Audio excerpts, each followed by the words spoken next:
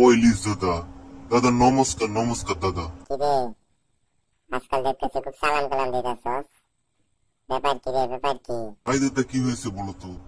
মাইরে তোমাদের বাংলাদেশ থেকে এখন আর আমাদের দেশে ইলিশ পাঠায় না কেন দাদা? আরে বলদের বাচ্চা, সরকার বদলেছে সরকার। এতদিন তো খাইছো খুব মজার মজা সাবা সাবা, হ্যাঁ?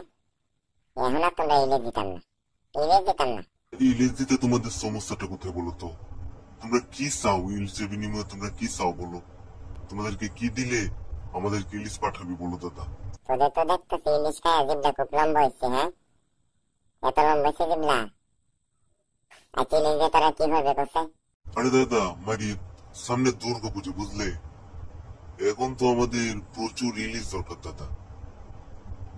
কি দিলে তোমরা ইলিশ পাঠাবি আমাদের দেশে সেটা বলো, আগে সেটা বলো। ও আচ্ছা আচ্ছা, দুর্গা পুজোর জন্য ইলিশ লাগবে। আরে হ্যাঁ গো দাদা হ্যাঁ, মারে কিছু ইলিশ পাঠাও না গো দাদা। আচ্ছা তাহলে শুন, তোরা যদি ইলিশ নিতে চাস তাহলে প্রতিটা ইলিশের বিনিময়ে আমাদেরকে একটা করে গরু দিতে হইব। বল রাজি আছিস কিনা? ও দাদা তুমি এটা কি বললে? আরে দাদা গরু তো আমাদের মা, আমাদের মাকে কিভাবে দেই বলো তো দাদা? তাইলে বাচ্চাদের মুখ বন্ধ করে রাখো।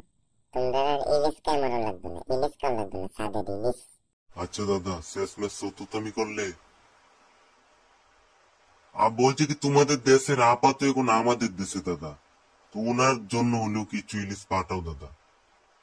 এমন করো কেন? দুর্গাপুজোতে ইলিশ খাবো না কি খাবো? আপাকে, আমাদের আপা, আপাকে বলিস ওনাকে আর ইলিশ খাওয়াবো না, ওনাকে এখন তোদের প্রাসাদ খাওয়া, চেনা দেয় না প্রাসাদ বানা, সেই প্রাসাদ খাওয়া যা শালা। ইলিশ খাইতেছি ইলিশ, পদ্মা নদীর ইলিশ। এখন আমরা কেমন চমচমাইয়া, আর তোদেরকে দেখাবো, ব্লক করে ছাড়বো। শালা বলদের বাচ্চা কোনখানকার।